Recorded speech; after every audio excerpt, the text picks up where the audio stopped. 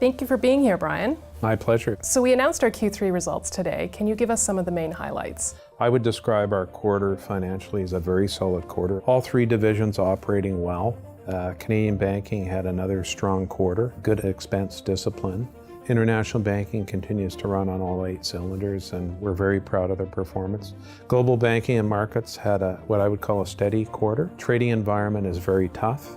It's been an active period of time for the bank in terms of capital deployments on important strategic investments. We've added another wealth management acquisition. That's the acquisition of MD Financial. What was the Street's reaction to that deal, and how does MD Financial fit into the bank's longer-term acquisition strategy? We'd looked at the asset, we admired the business model for a long period of time. So when the process started, we knew that this was an acquisition we wanted. It ties in nicely with the Jarislowsky-Fraser acquisition we made earlier this year, but also with the Canadian banking's goal of growing its primary customer base by 1 million new customers. Will become the 3rd largest asset manager in the country and largest in the private investment council space, which is a very important growth engine for the bank going forward, and obviously really important for our customers.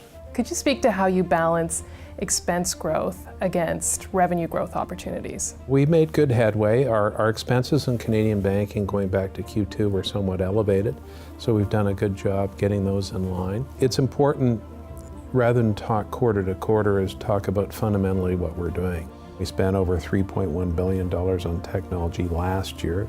The number this year will be even higher than that. That's really important to digitize the bank, make it easier for our employees to service our customer base, and with that should come the benefit of lower costs. There's an increased regulatory spend on things like anti-money laundering, AML, and that means we have to, be prudent about how we manage the costs throughout the rest of the bank. And I think we're doing a good job of adjusting to that and getting the right rhythm of our expenses. And there were elections in Mexico and Colombia recently. Can you speak to the bank's outlook? Given the economic, social development of these countries, it's a very important time. I'm going down to see both President-elect in Mexico and the new president in Colombia in the next month. The conversation will center around economic and structural reforms, getting more people into the middle class, getting people into the formal economy, infrastructure spend, significant things that will provide sustainable economic growth in those countries. And we play a big role because we're an important part of the economic fabric and we're an important part of the social fabric.